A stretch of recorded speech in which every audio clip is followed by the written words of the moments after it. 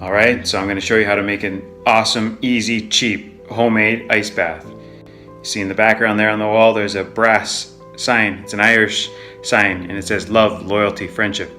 Fantastic. So I'm just going to open up the freezer here.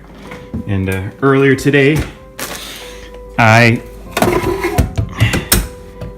took this container and I filled it up with water and I put it in the freezer, and now this is frozen. So now I'm just going to let it thaw out, and then I'm going to dump the contents of that into a tub, and I'm going to fill that tub up. So as you can see here, I have a tub, and you may have seen this tub in another video where I taught how to straighten a twisted or kink jump rope.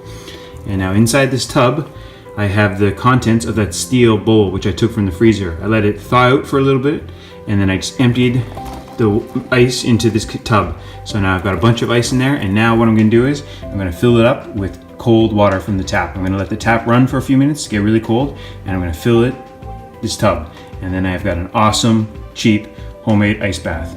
All right, boom, there you go. I got my feet soaking in this tub of cold water, and I got some tea over there, so I'm just going to sit here, use my computer for a little bit, maybe 15-20 minutes while my feet soak in this tub. It feels absolutely refreshing and heavenly, and it's really good for recovery. If you were running a lot or you're doing a lot of jump rope, for example, and you want to cool your feet down, get some anti-inflammatory benefits going, you could do something very similar. Go out, get yourself a little cheap tub like this, freeze some water in the freezer, and you could even freeze more than I did. You can use a couple steel containers and freeze the water, boom, ice cold tub.